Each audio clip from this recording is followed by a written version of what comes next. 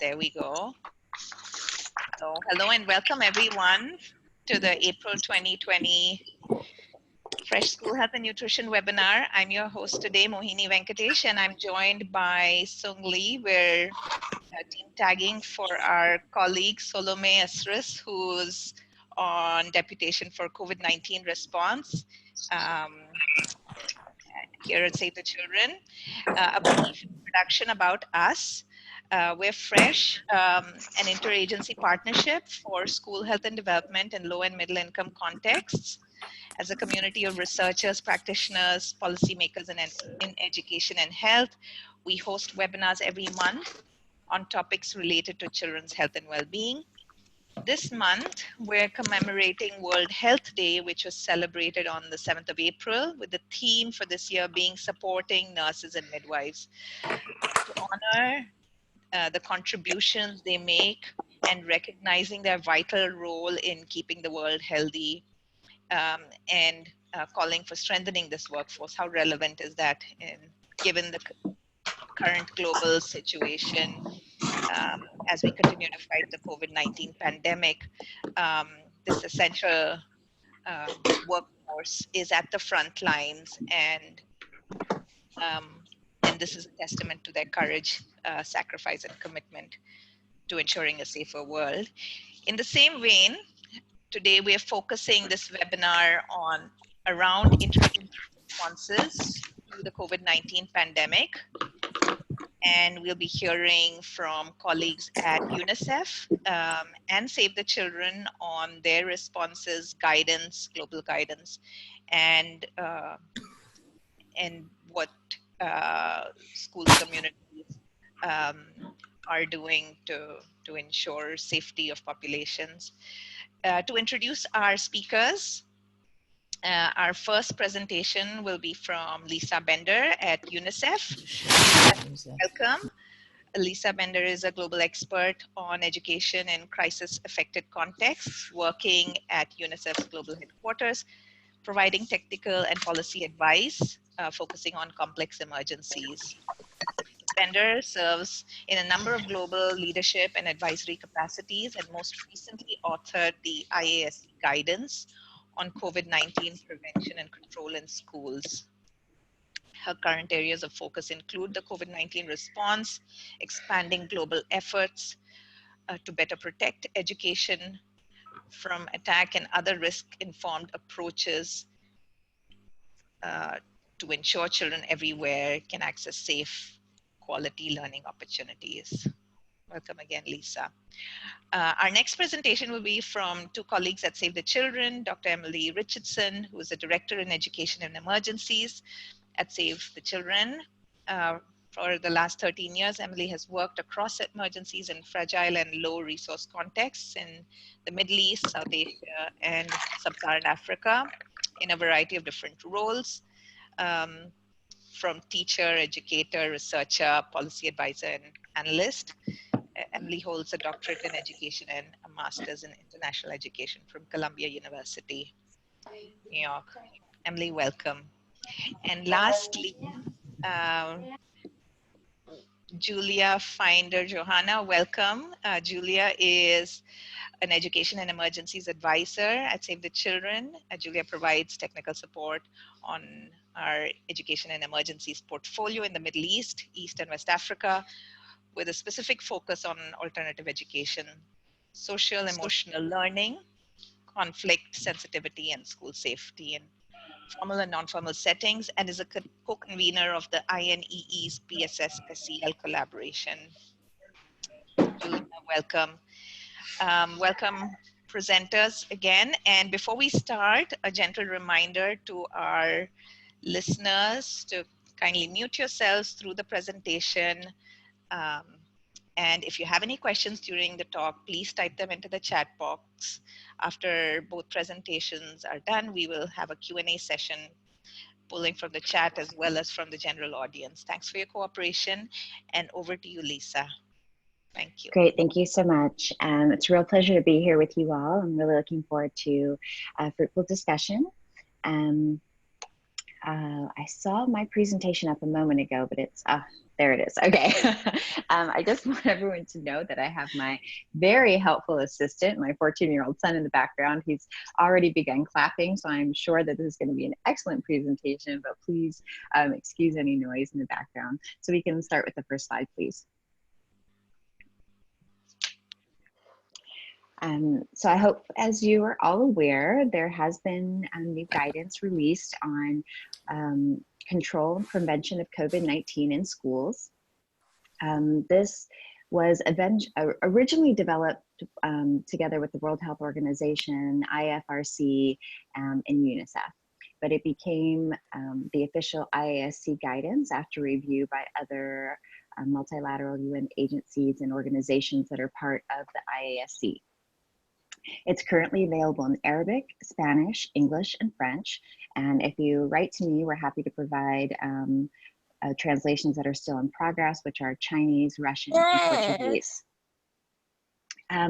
So essentially, this guidance is really based on the most recent scientific evidence. As COVID-19 is new, there's still many things about the disease that we don't understand. So we tried to work with the best evidence that we had on hand. UNICEF worked with our epidemiologists. We had someone from the CDC who was seconded to UNICEF to help with this as well. So please know that we did our very best to ground all the recommendations in the best science. It's meant to be in very simple, accessible language to facilitate broad uptake, to really facilitate translation and use by people who are not medical professionals, people like me. It was also informed by the Ebola response and the Zika response, both in the structure and content, but importantly in the lessons that we learned when we reviewed our after action and evaluated our responses. So I think that that's just really important to emphasize, that we're learning all the time about education's relationship to public health emergencies and what our response should be, and how critical education is for amplifying and catalyzing community action. You know, children are powerful agents of change and really can share critical life-saving information within their families and broader communities. So this guidance is structured so that it has basic facts about COVID-19, and we anticipate, you know, updating this on a regular basis as we understand more.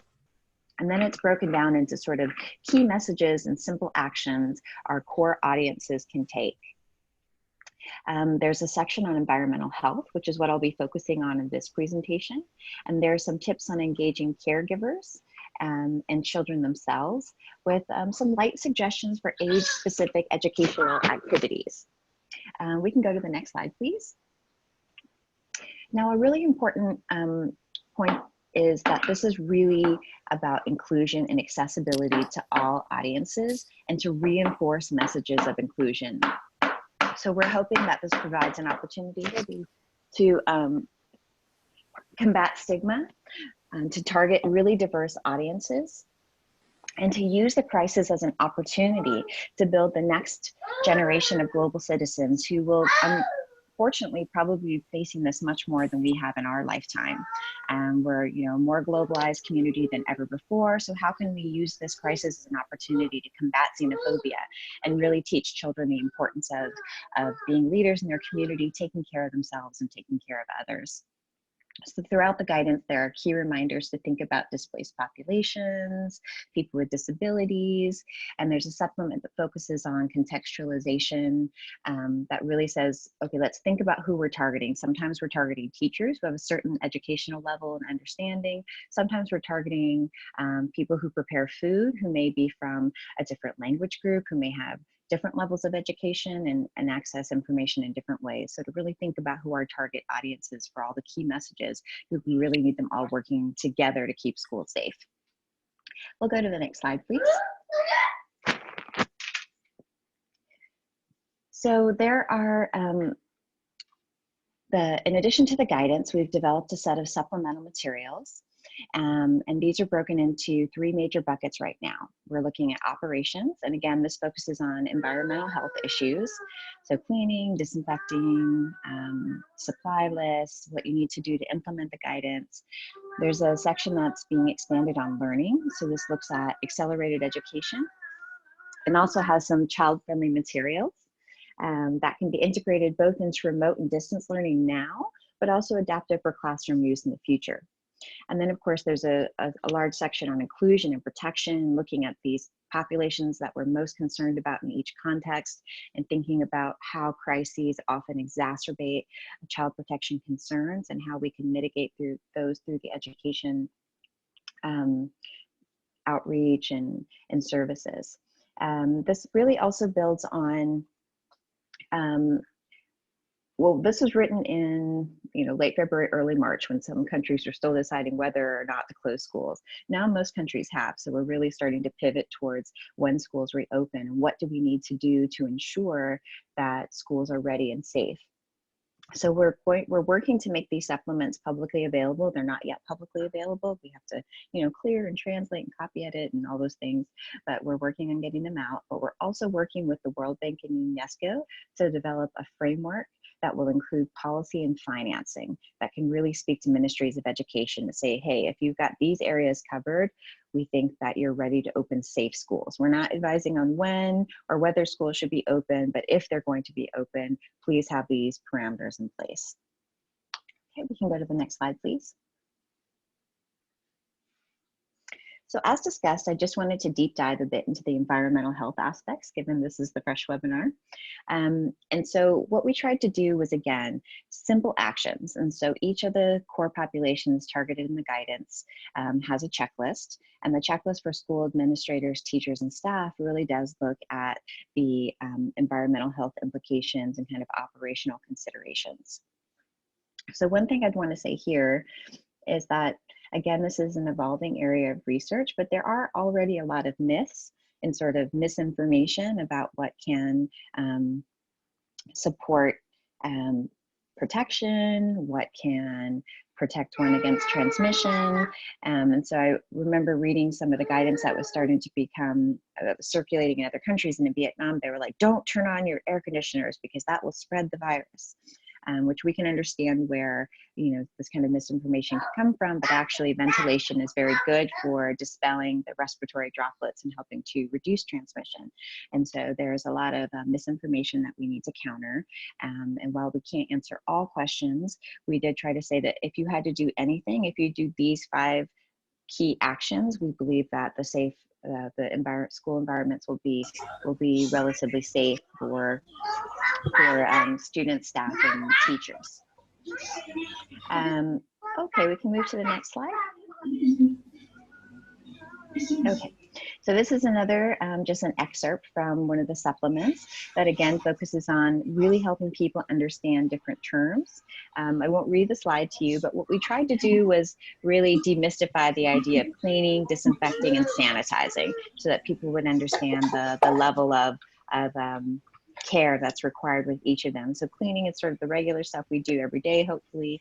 Disinfecting is really using chemicals that kill germs. And in the checklist, we talk about the proportion of chemical that's needed to really kill germs. And sanitizing is really killing enough germs to meet public health standards. So generally, we reserve that for specialized institutions, medical places, and things like that. But we know in education, we're serving a lot of different populations. And so there are some specialized institutions that may be serving children with disabilities who may need to meet that higher public health standard because they're residential, because the children there may be more vulnerable due to underlying medical conditions. So we try to make this distinction clear so that people understand that a different standard may apply in their context.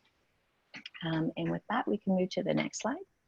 And so with this slide, what we tried to do is we tried to develop a supplement of some child-friendly materials to help teachers and students understand the coronavirus for older children and for younger children, just sort of understanding what are germs and how do they spread, and why is this different than other kinds of diseases. And so we've really seen a plethora of materials being developed. In the bottom right hand corner, you can see a storybook that was developed by the IASC that has children kind of flying around the world and learning about the coronavirus.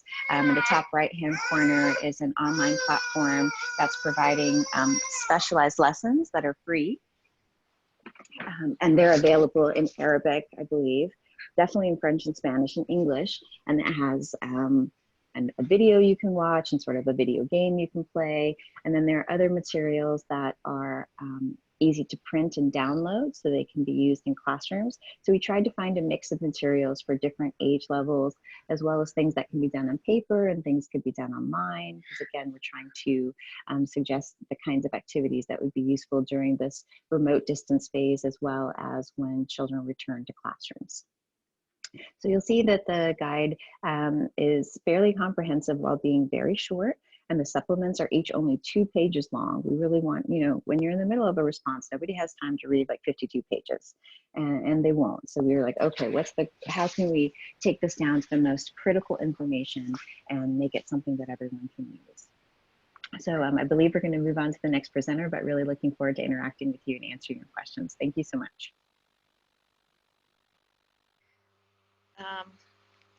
Thank you so much, Lisa, and apologies for the technological challenges I faced. I think there was a moment when my screen froze, and I don't know if you could see your slides. Apologies for that, but I'm thank just you so for grateful that you did them, because I'm on my phone so I can chase my little one. So thank you. and thank you for making the time with your little one and everything else that's going on with the response, for sharing this very valuable guidance that we're all of us in the education and health sector are using, referring to as we prepare for schools and their reopenings. And now over to our next presenters, Emily Richardson and Julia Finder. Over to you. Thanks, Mohini. So today we're going to be talking to you all about how we as education and emergencies practitioners are responding to COVID-19 to mitigate the negative impact of school closures on children's learning and well-being. So we'll be sharing a little bit about, you know, what's happening within the education and emergencies space. So next slide, please. Okay, so I know that we're all aware of this, but just as a reminder for all of us, right now there are over 1.5 billion children that have had their education disrupted due to COVID-19. That is 90% of the world's school-going population. And we have seen school closures happening in over 185 countries. And so this is truly a global learning crisis at the moment. And we know that the impact on learning has already been quite significant. And so right now we're planning for how we can support governments to anticipate the fact that schools may be closed on and off over the next 2 to 12 to even 18 months. And obviously, many low-income countries have already been affected by this virus. And it's anticipated that the negative impact in contexts like this is likely to increase in the coming weeks and months. Thus, we know that governments and school authorities and other education actors really need to mobilize to prepare for the negative impact that school closures will have on children's learning and their well-being, recognizing that the impact of school closure will fall most heavily on the poorest and the most marginalized girls and boys. And so for us, in our work, thinking through how are we going to ensure that we're providing that continued access to those at greatest risk, which oftentimes does refer to refugees and other internally displaced people. Next slide, please. So this is a snapshot of what Save the Children is doing to respond to COVID-19 from an education and health perspective.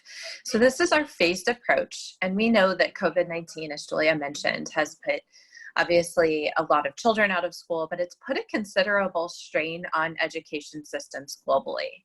And there is no single global approach to distance learning that can take into consideration all of the differences in resource availability, as well as the context-specific requirements.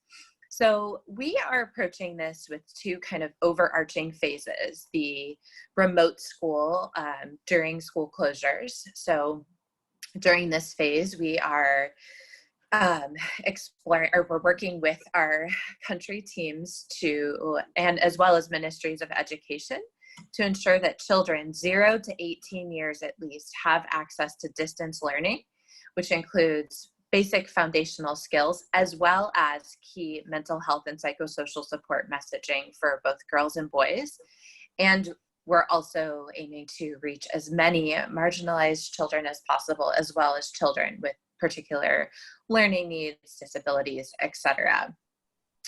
We are also, so when we talk a little bit about distance learning, we understand that technology is obviously helpful, but not widespread and in fact, my Wi-Fi has been out all morning, so I'm calling in from my phone. So I know that I'm lucky and have generally good Wi-Fi, but we know that this isn't a given in every context. And we also know that distance learning, whatever mechanism or mode it is most effective when it's created in the context. So it's more likely to be accepted by communities. We're also doing a lot of work with governments, the education clusters, and other consortia to leverage resources that have already been created. And USAID is doing a great job of collating all of the distance learning resources available to make them open source and accessible, so that we can quickly support context with language specific, context specific, as down to the community level to the extent possible. We recognize that learning is a social activity, so we're promoting engagement with parents, caregivers, and siblings, obviously when it's most appropriate and safe. And we're using an overall blended approach to achieve equitable learning. So providing where maybe there's limited radio penetration, paper-based materials.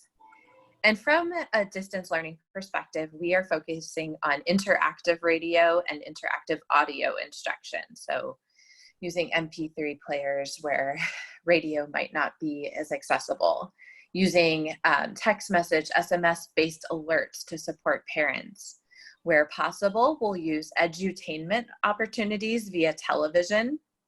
And then again, where appropriate, open source e-learning software via Android devices.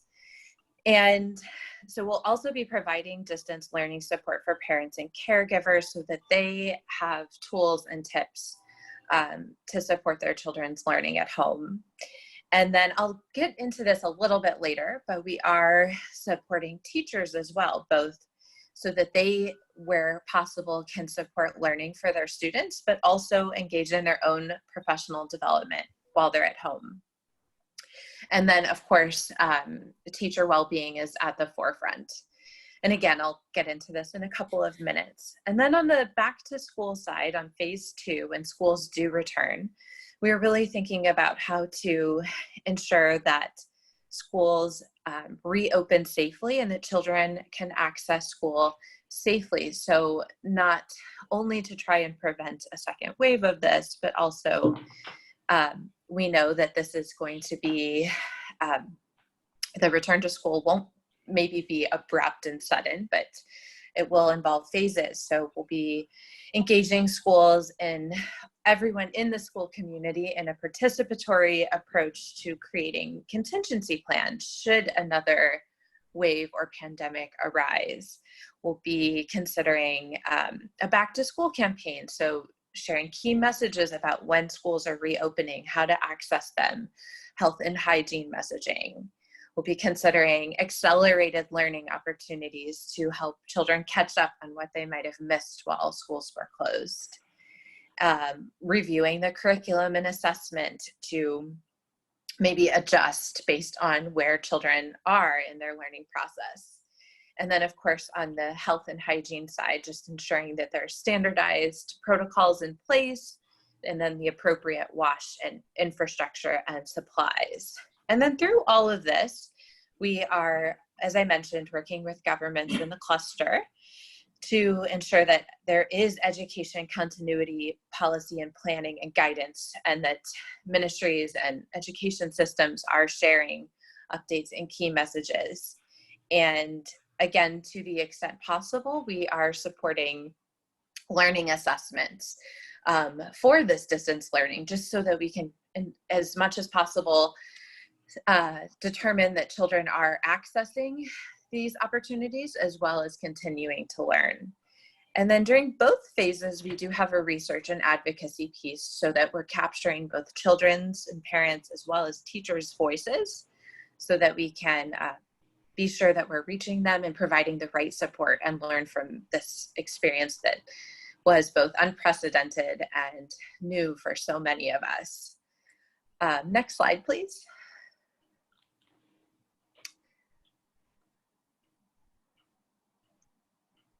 So we just want to share one example. So Kenya actually is one of the first countries to proactively take their national curriculum and prepare it for interactive radio instruction. So this is just a snapshot of what their timetable looks like and at what times different subjects will be aired on the radio. So they were one of the first and quickly got into to ensure that the national curriculum for government schools could be reaching children all over the country. So next slide, please.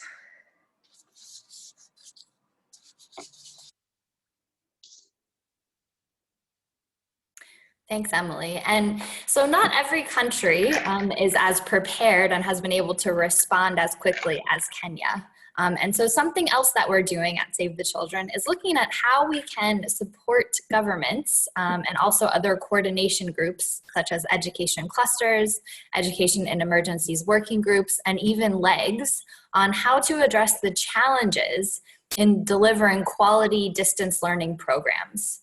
And also looking at, the feasibility of their implementation. And so right now we're in the process of developing this guidance, which will include a decision tree as well to help guide some of that process on the ground. We really see that this work will help stakeholders prepare for and respond to school closure and also reopenings as a result of COVID-19. And we know, and I think it's important for all of us to bear in mind that this is not going to be a linear response. So we need to anticipate that schools will be closing and reopening at varying times, potentially over the next 12 to 18 months. And so our aim is to develop guidance that can really help education systems to be more resilient and to cope with these dynamic changes that this pandemic has brought about. And so some of the key considerations right now and some questions that we're hoping to answer through this guidance pertain to, what are the pre-existing capacities that exist within this context? What are the resource gaps? How are we going to tackle the digital divide and the need for a blended learning approach to ensure that there really is equitable access to learning so we can reach the most marginalized and vulnerable? What are the feasible distance learning pathways in a given context? If there's an absence of a government-endorsed distance learning program or materials, how can we quickly respond to provide children and youth with immediate access to education to support their continued learning as governments and other groups are establishing these plans for remote learning opportunities and settling on the means of disseminating that content? And finally, another question is, what role can schools play in supporting the community right now to cope with this pandemic? And what role are they playing in keeping people safe and healthy? Next slide, please.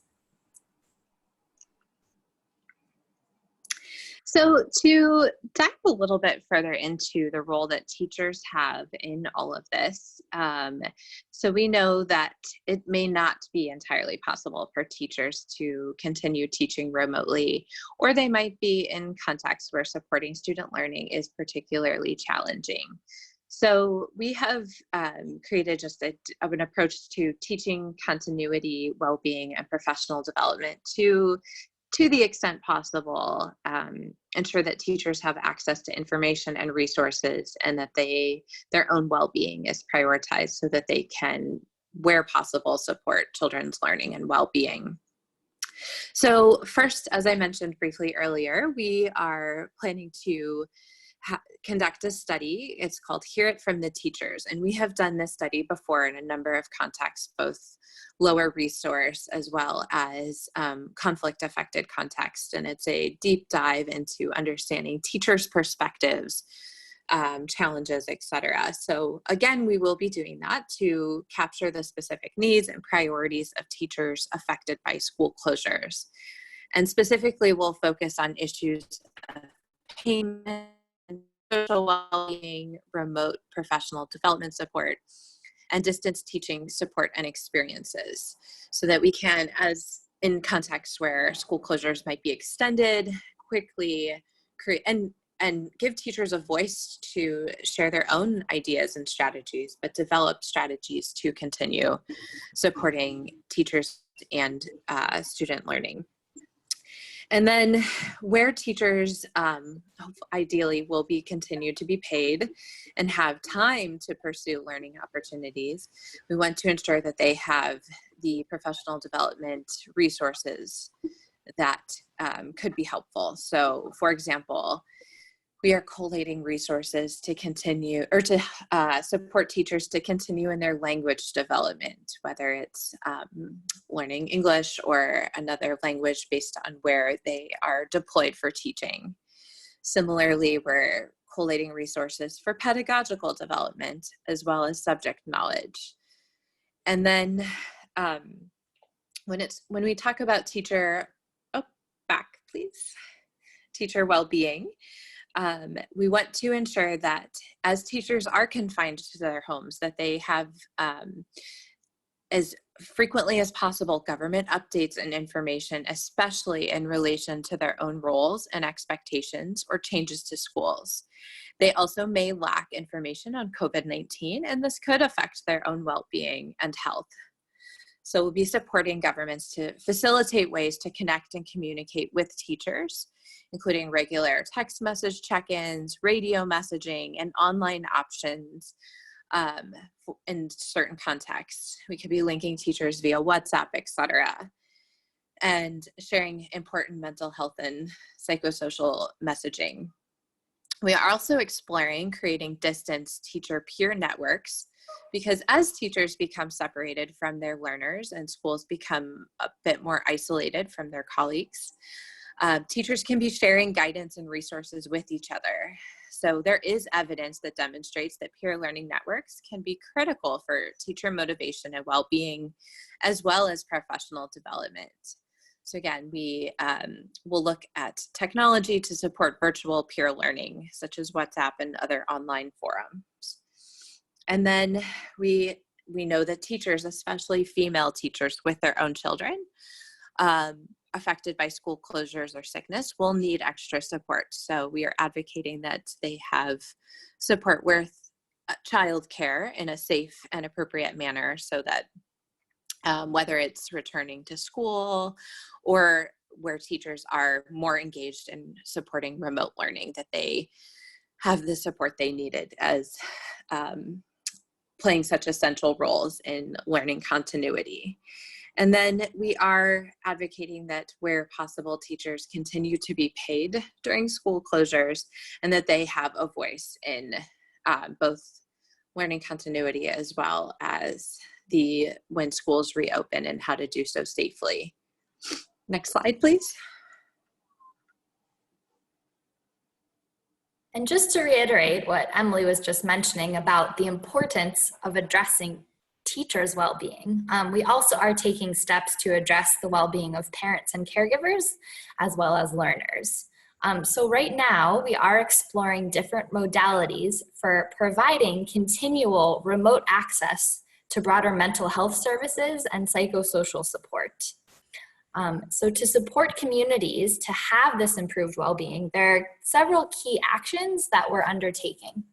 We recently developed a set of MHPSS messages for parents and caregivers on how to support their children's learning and well-being during school closure. This document addresses how you can talk to your child about why school is closed, kind of linking to some of the information Lisa was sharing earlier. And it also does provide some concrete activities that parents and caregivers can engage their children in to support their well-being during this period. And this document will be available on INEE's website very soon, which I know Lisa had a link to in her presentation. We also are taking this opportunity to work with ministries of education, education clusters, and working groups to integrate developmentally appropriate social emotional learning materials into the distance learning content. The same way that we have the opportunity right now to integrate health and hygiene messages and other MHPSS messages into distance learning materials. We're doing that same thing with the integration of social emotional learning. And we're also making sure that we're thinking through how to share information related to how people can still access specialized services and continue to have that support that they were having before, just through different means. So for example, ensuring people are aware of the child protection hotline that exists in several contexts, exploring different modalities of remote case management for some of our caseworkers, etc. We know that addressing children's well-being is really critical, not only for improving their learning outcomes, but also for ensuring school readiness when they are able to finally return to school. And it's equally important to address teachers' well-being, as Emily just mentioned to us. We know teachers will be under an extreme amount of pressure once schools do reopen, so we need to take time now to ensure that they are maintaining their well-being so that they're ready to really hit the ground running and catch their children up, and also are equipped to address children's fears and anxieties they may have about being back at school. Next slide, please. And so we, in considering what health actions should be prioritized by schools during the prevention, response, and recovery stages of this pandemic, first, just a quick note from an education and emergencies perspective is that oftentimes we do not work as much in the formal sector, so we do need to explore the impact of this on non-formal, informal learning spaces, temporary learning spaces, etc. But in terms of prevention, obviously, and I've seen this popping up in the chat box, but clear, consistent, key, and targeted messaging for parents, caregivers, teachers, and children themselves is essential on health and hygiene, and as well as from education, just key updates that schools are closed and when they'll be reopening and how to enter the system carefully and safely will be essential. And also, community awareness and engagement is essential. So, for example, I support a couple of projects in Yemen, and our community education committees, this is in the non-formal sector, they are the deliverers of messages. They are the ones that know exactly which children are out of school and where and why, and can go, or they're champions in their own communities. So really leveraging community champions and volunteers and committees that already exist, community leaders, to ensure that they share information with those who may not be accessing it through more formal mechanisms. And then again, similarly, in the response, we do need to, again, deliver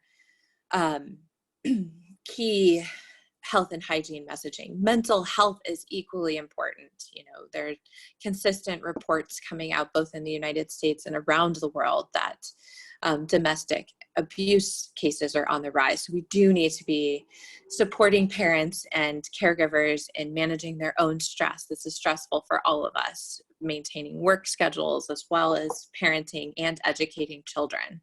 So making sure that they have the messaging and support and ideas and strategies that are easy to use, as well as maintaining health and hygiene at home.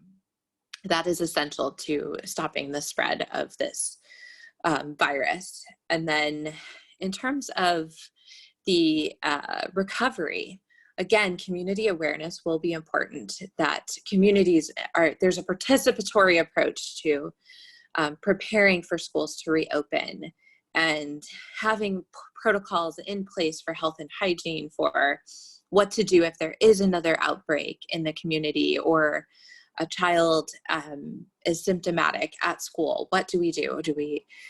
Everything from, as Lisa had mentioned, like, the way the classroom is structured, et cetera, and disinfecting schools, et cetera, key parameters and considerations for reopening schools to make sure they're safe. And then ensuring that, the right supplies and infrastructure in place. This is more important now than ever before. So just making sure that schools have what they need and have access to resources that they don't already have. Next slide, please. And so there is quite a bit of coordination happening within the education and emergencies sector and elsewhere. And so we just wanted to highlight some of this coordination by looking at both global efforts as well as one example of some national efforts with the case of Nigeria. So just to start with the country level example in Nigeria. So the Ministry of Education and the Nigerian Center for Disease Control quickly collaborated during the very initial phases of this response to the pandemic to produce documents that highlight the best ways for schools to avoid COVID-19 infection. And there were sort of four main guidelines that they set. So number one was to ensure that students and teachers wash their hands frequently.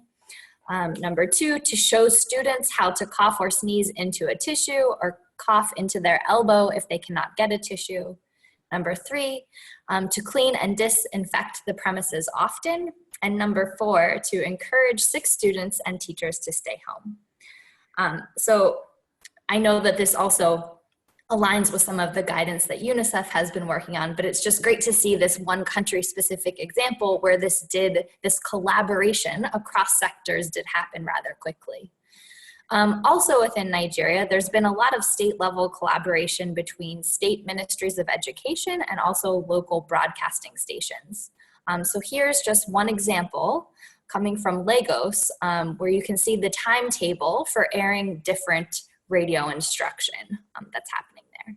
And then at the global level, there has also been a lot of coordination. So the Interagency Network for Education in Emergencies, or INEE, has an entirely dedicated section of their website that's focused on COVID-19 resources. So I encourage all of you to check that out if you have the chance and have not looked at the website previously. Additionally, INEE has been hosting a series of informative webinars, and this will be ongoing over the next couple of weeks to really increase sector awareness of different approaches for how to respond to the pandemic, and also sharing of best practices and resources. The Global Education Cluster has also been supporting country-led clusters and education and emergencies working groups to quickly develop response strategies. And they've been able to have a lot of success in a short amount of time to really ensure that all countries with active clusters are ready to respond. Education Cannot Wait has really stepped up with supporting the response and has already allocated $23 million to COVID-19 response across 27 countries. And this funding is really helping to get those cluster strategies off the ground. And then finally, as was mentioned earlier, USAID has been leading a coordination group comprised of donors to help make sure that IRI, so interactive radio instruction, and IAI, interactive audio instruction resources are widely available. And soon USAID will be hosting all of these resources on various country landing pages so that it will be easy to locate the resources that you may need in the specific country that you're supporting. And so next slide, please. With that, I think we can open it up to any questions that you may have and are eager to engage in the conversation. So thank you. Thank you so much. Oops. Thank you, Emily and Julia, for that very comprehensive presentation about the needs of different individuals, entities within schools, teachers, students, learners, and parents. And to take the Q&A forward, Song will be facilitating the next session. Song, over to you. Thanks, Moini. And again, thanks to all the speakers. I think this is one of the biggest attendance we've had. And just a shout out to all the people. It's good seeing so many of you that I've worked with over the past decades. Good seeing you here. I think the work in the school health field, this is really an important moment to actually, the important work we've been doing and how important it is during this pandemic. And going through all the comments and the questions, there's been a high level of appreciation for all the resources available. So just to remind people, this is recorded. We will share out the actual presentation and the recording and the links after the webinar. So you will get all of that. And then there's been a whole bunch of email requests for other resources, and I think it will be obvious in the recording and the announcement. So that's first. So again, a lot of appreciation from a lot of people for the very useful guidances and resources. One specific question that did come up was a question about, are some of the guides specifically focusing on how to engage children with disabilities? Are there specific other guides that might address those needs? I don't know who wants to take that question. In the meantime, if you have other questions, please unmute yourself or type it in the chat. So this is Julia. Maybe I can just say something quickly. That is definitely a key consideration that we're factoring in as we're developing this guidance for ministries and other coordination mechanisms to respond. Because we know that we want to ensure equitable access to education across the board for all children. And so that clearly does include and require us to address the needs of children with disabilities. So thank you. And just to add, this is Emily, to add to that, Save the Children has a student needs action pack, which they have already adapted for remote learning. And then yesterday I actually attended a webinar, and again, this will all be available via USAID's global digital library of resources for remote learning. But there are a number of fantastic resources on early literacy and numeracy and social and emotional learning that are already in several key languages and several other more community-based languages for sign language, and so those will be up soon as USAID launches its database. And yes, there are a number of resources out there to support children with different learning needs. Maybe I'll also come in just to say that actually tomorrow at 1500 Paris time, the World Health Organization and UN agencies are hosting a webinar specifically on this issue on people with disabilities and intersections with the COVID-19 response. I'm happy to share that invite, the Zoom invite with the organizers so that can be accessed by more of the participants in this webinar. But I'd also highlight that there is forthcoming guidance on working with all of these key populations of concern.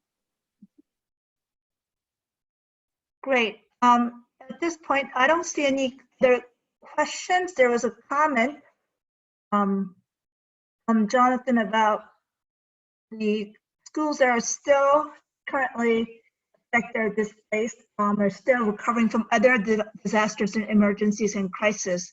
Also thinking about considering those situations as well. And if anybody has comments, I don't think that was a question per se, but that was something for Jonathan to point out. And on top of the pandemic, there are still other crises and emergencies happening. Let's see.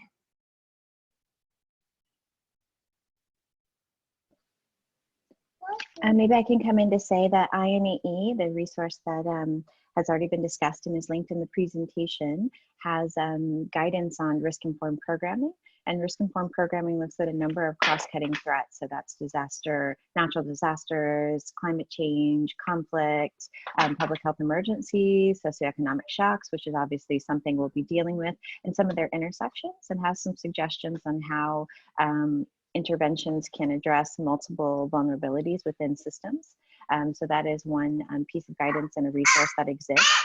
But as we've had the storms in the Pacific, and we know there's ongoing conflict in many countries, the example of Yemen was already discussed, this will become an increasingly urgent issue. And so encourage any partners on the line to reach out in ways that we can strengthen any support to those countries and guidance and specific considerations.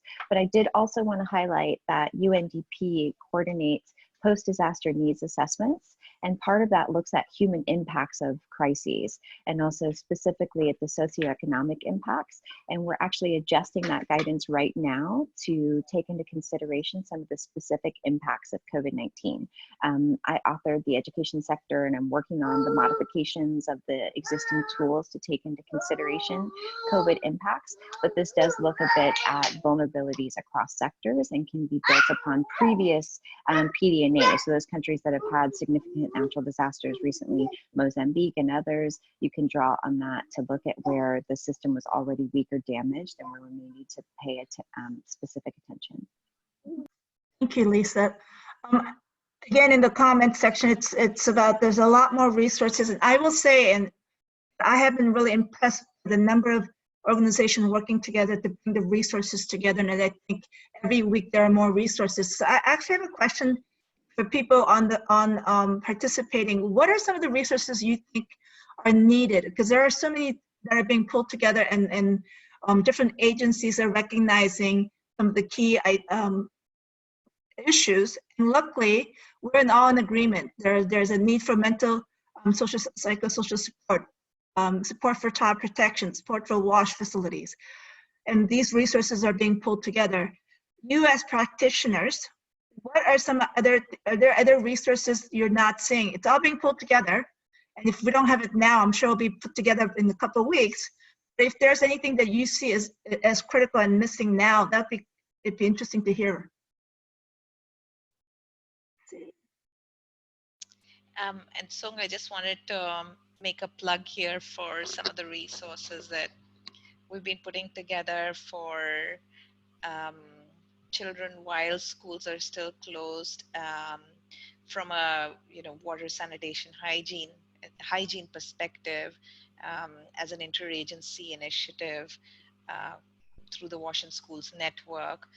There's a knowledge map that you can access through a few different platforms, and we'll share that in the chat box so you can look at that later.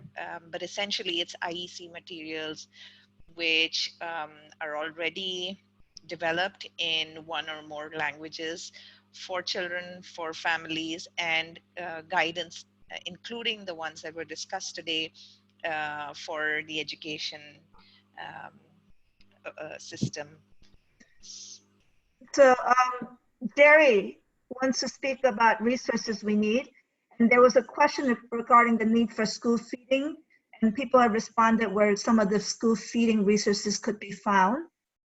But Jerry, I'm gonna let you speak. Thank you. Thank you. I'm Gerry Eikemans from the Pan American Health Organization, World Health Organization. Congratulations on this seminar. I work in the area of social determinants and health promotion, and we are mapping what's missing because there's a whole lot of similar things targeting populations that do have water and soap at home, that schools where you have water at school, families that do have enough food to distribute amongst their children, but there's not a whole lot, And I understand why, because it's much more complex. About what do you do in situations where there's not enough nutrition? What kind of policies and measures are going to be needed from the local governments, from the community organizations? What do you do if there's one standpipe in a whole community and everybody gets their water from there, and so hand washing becomes a different issue? What do you do with social distancing if you have 10 people living in a space 3 by 3 meters? You know, these are the kind of things that are really hard, but they're also really, really necessary. So these are some of the things that I really would like us to think collectively on. I know there's some stuff already on alternatives for hand washing, but some of the other things haven't been really gone when, you know, into the very vulnerable, which are actually a lot of people in our world. Thank you. Thanks very much. That's a critical piece. In this pandemic, the most deprived are, again, shortchanged because there is enough resources. I think there's a lot of other resources being offered in the chat box. I'm going to wrap this up because we will be sharing again the presentation and the recording and the chat, those resources being mentioned. So you will be getting a follow-up email. If you got the invitation, you should be getting a follow-up. Just a reminder that FRESH is a coalition of NGOs working on school health and nutrition, and we do monthly webinars. The next one will be May 15th. I need to double check the dates. It will be Jackie Haver and Jeannie Long from Save the Children, who will be speaking about 2 of our pilot programs from the Philippines, Mexico and the Philippines on the Menses, which is the menstruation engagement self-efficacy and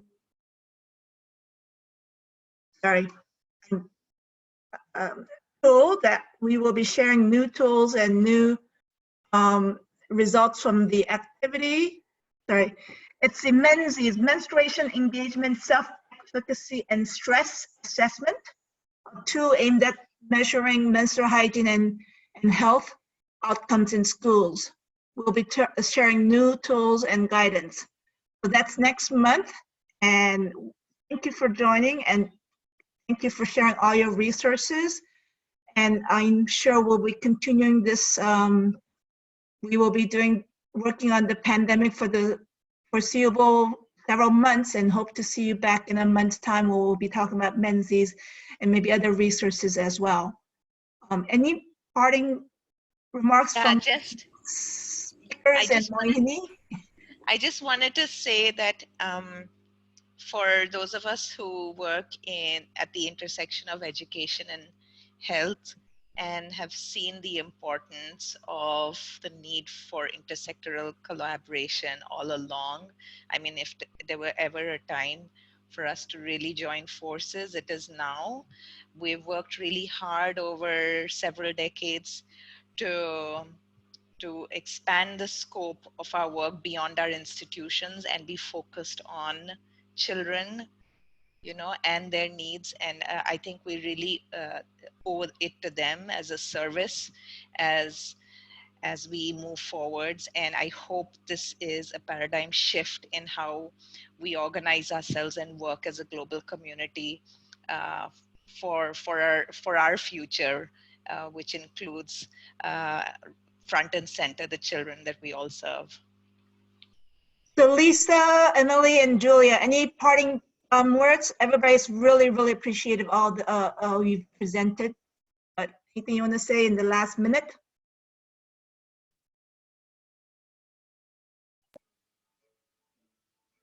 Maybe it's hard to follow. Thanks so much. Yeah, just thank you. Thanks for everybody for your engagement and your sharing of resources and links. And I think this is the way that we're going to, you know, get through this, is sharing resources and best practices and lessons learned. So thank you. Thanks, everybody. See you in the virtual world somewhere else. Bye. See you. Bye-bye. Thanks, everyone. Bye. And I'll be just posting here the links where you can find our recordings and the presentations.